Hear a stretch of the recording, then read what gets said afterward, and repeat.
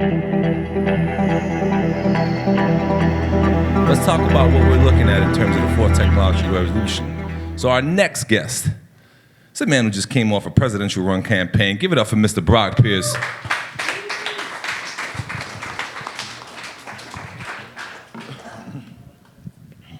Well, the run isn't over. This election isn't over yet. And that would be the case no matter what. This one, we still don't know how it's all going to end. But thank you. I'm grateful to be here. Glad to see so many extraordinary contributors to this movement present in this room. It's truly a gift.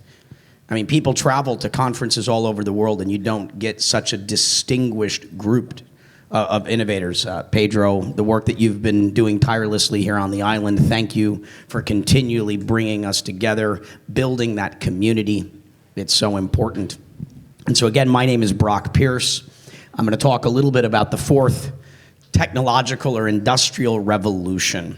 You know, I'm a global macro thinker and trying to understand where is the world going, you know, how do we, plan for it? Because there's no question that technology is changing the world. It's changed all of our lives. It's changed all of our businesses, and it's changing all of our institutions. And it's going to continue to do so at an accelerated rate. And as the world continues to change, we have to evolve and change with it. If we can jump to the next slide.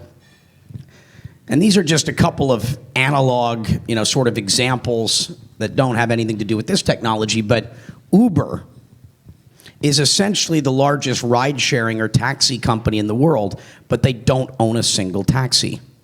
They don't own a single car. Airbnb is the largest hospitality business in the world, but they don't own any of those rooms. Facebook has become the largest media company in the world, but they don't make any content. And these are important things for everybody to understand. Next slide, please.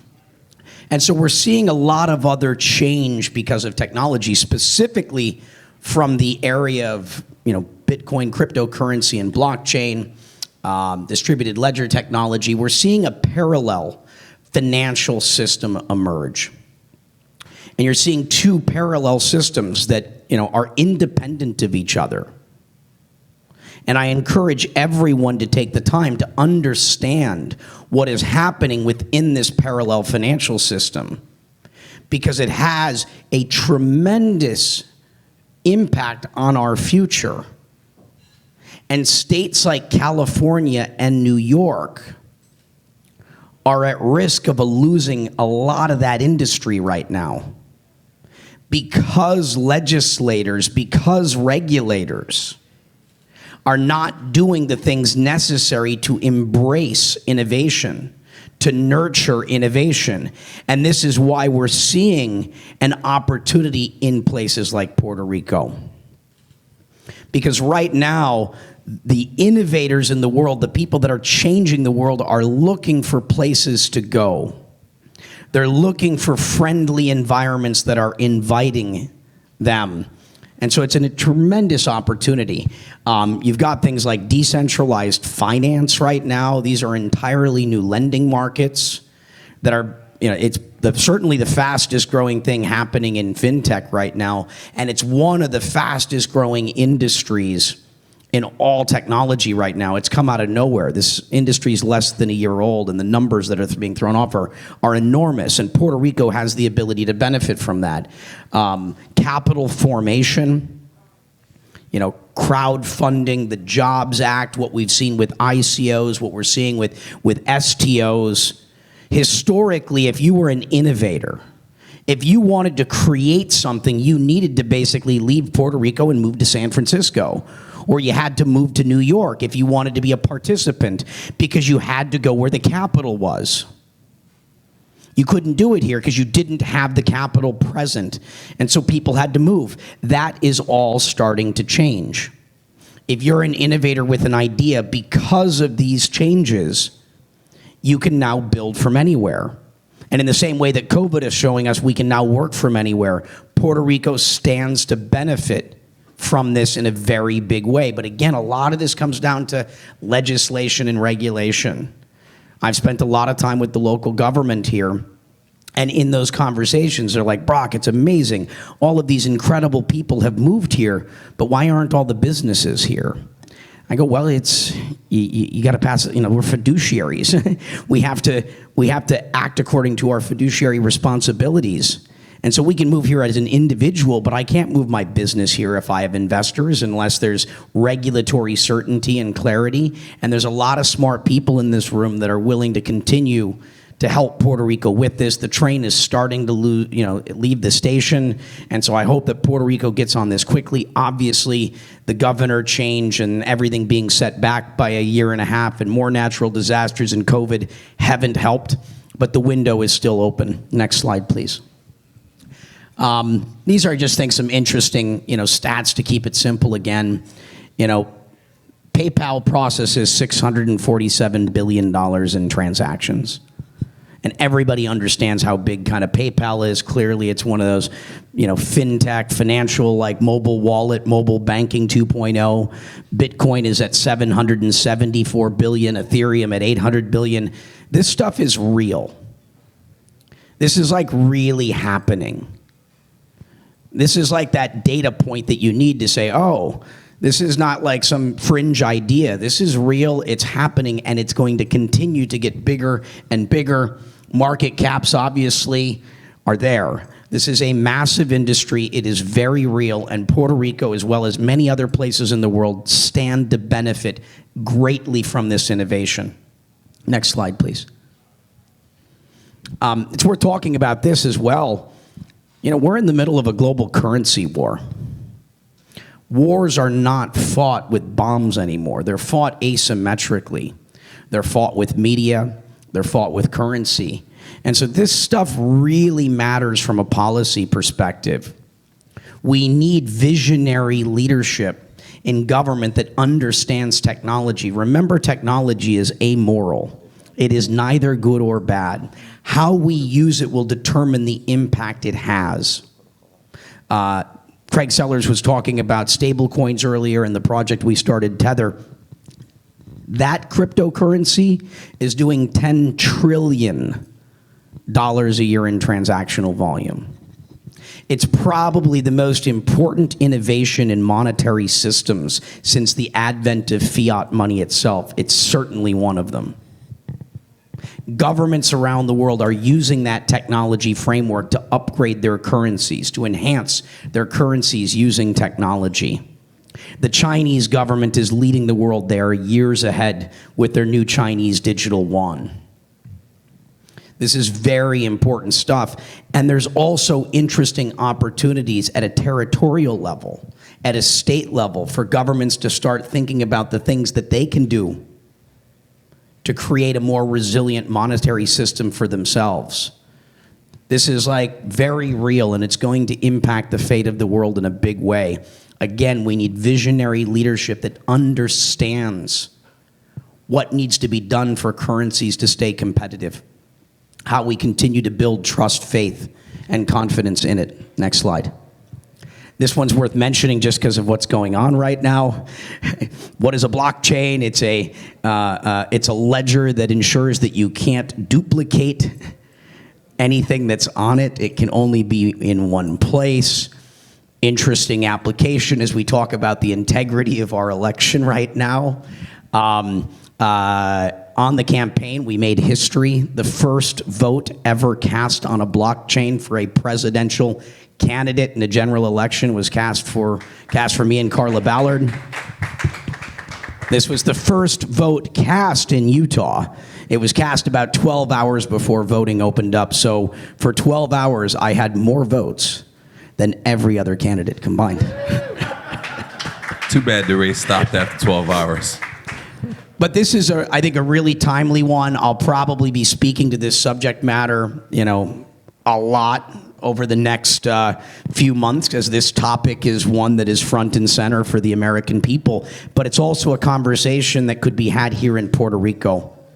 And the benefits are this: you can use technology to ensure the integrity of the election, but you can also drive accessibility.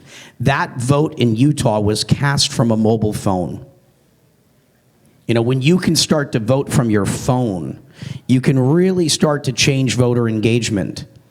43% of voters historically that are eligible to vote haven't participated in our presidential elections, and more in our local elections for like city council, it's more like 90 to 92%.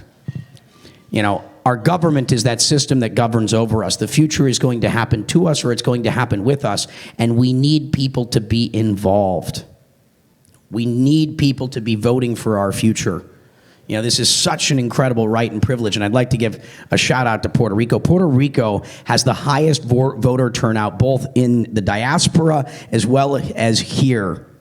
You know, as a demographic group, Puerto Ricans show up and vote more than anyone else. So like, so awesome that you recognize the importance of this incredible right and privilege and that you show up and make use of it. But driving accessibility can drive further voter engagement. I would love to see how Puerto Rico can implement new technology. Next slide, please. We also know how to protest. Hey, peacefully. We show up. Peacefully, making your voice heard, making your vote count. These things matter. Like, get involved. Actually, we'll just skip this slide because I don't want to run over too long. I want to talk about one of the things that I see as Puerto Rico as an opportunity. Singapore.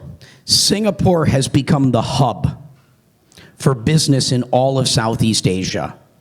And there's been incredible prosperity that has followed it. And why? Why is everything in Singapore? Because of rule of law. People trust Singapore as a market.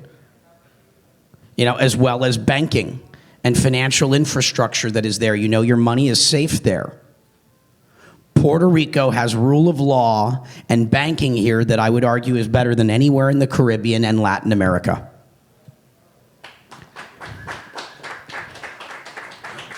Puerto Rico has the potential to be the gateway between the United States and Latin America and the rest of the Caribbean and Europe to some extent.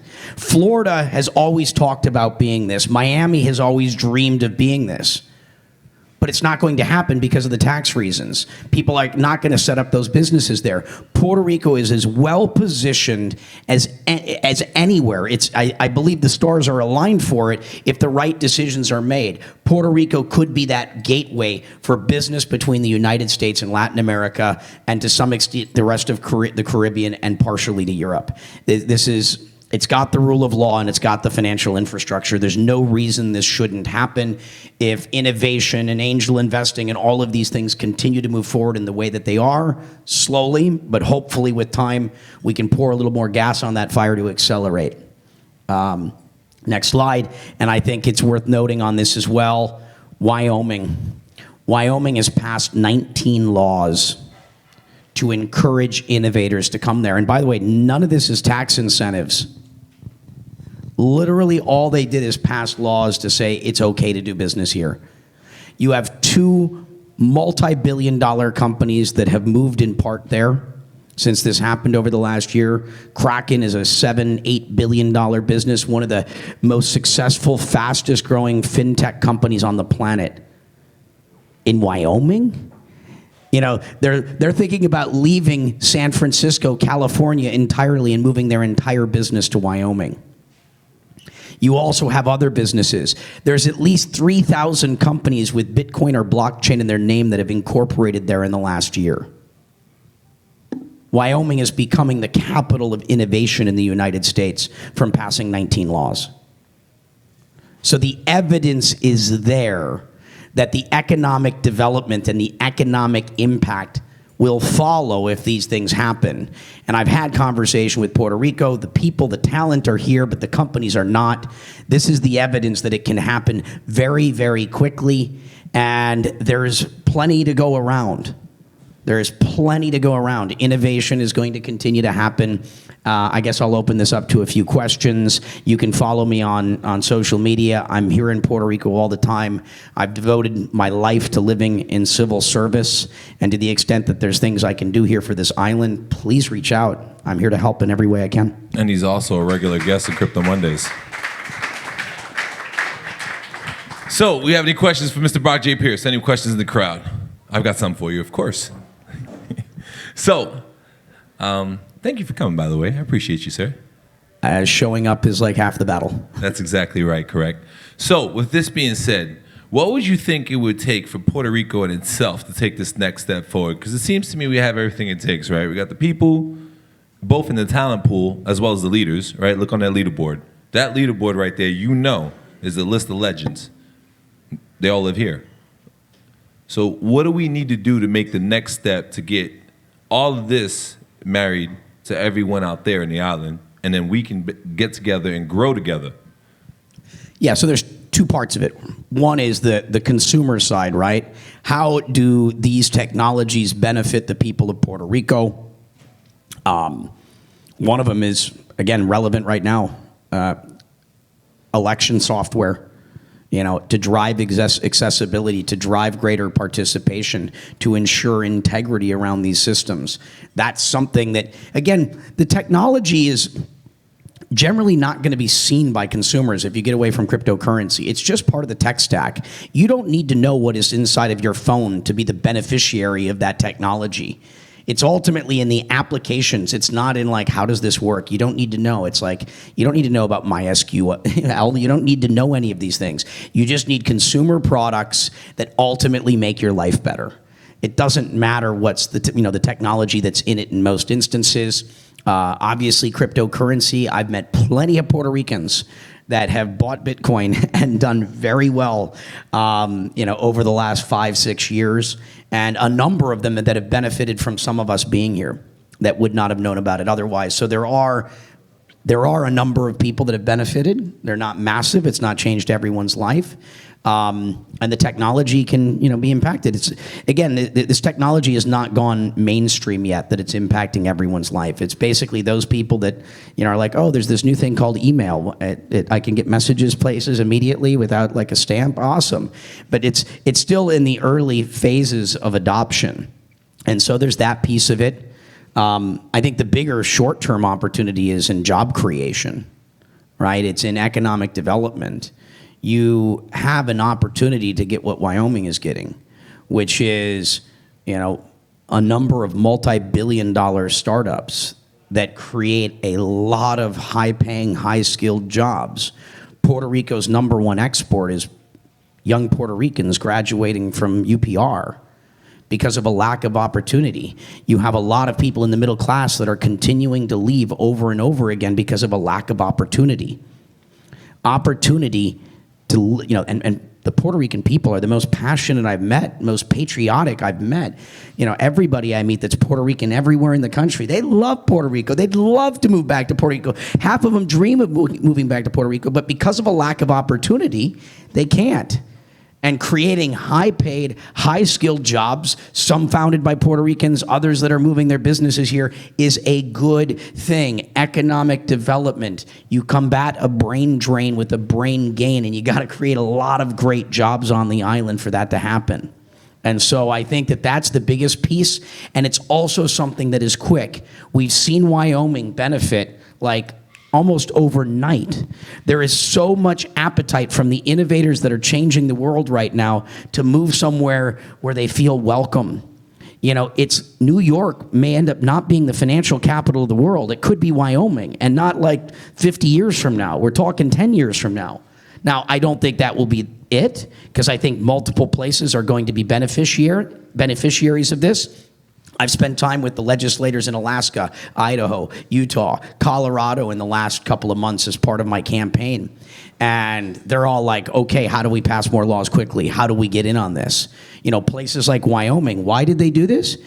Because their economy runs off of coal and natural gas. Because they realize the writing is on the wall. What has worked for them in the past is not going to work for them in the future. And they're like, what are we going to do to be a participant in the, we're losing our industry.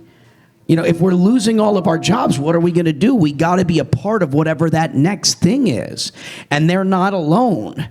There are a lot of places that are realizing they have to be part of the future, and that they have to adapt with the ever-changing world. And Puerto Rico is as well-positioned as anywhere in the United States, and arguably as well as anywhere in the world. It is an opportunity. It is real. And I hope as this next government takes takes office, that they seize the day, carpe diem. Last question for you, Mr. Pierce. So there is a lot of unfortunate, misconceptions and a lot of misunderstandings about the cryptocurrency space, the majority of its players, and the intentions behind it.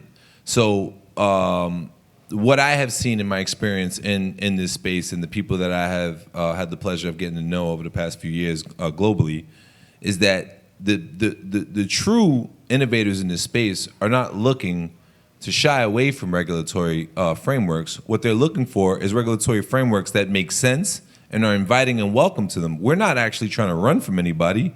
We want clarity. We want regulatory frameworks. We want to comply. We just need to understand how to comply.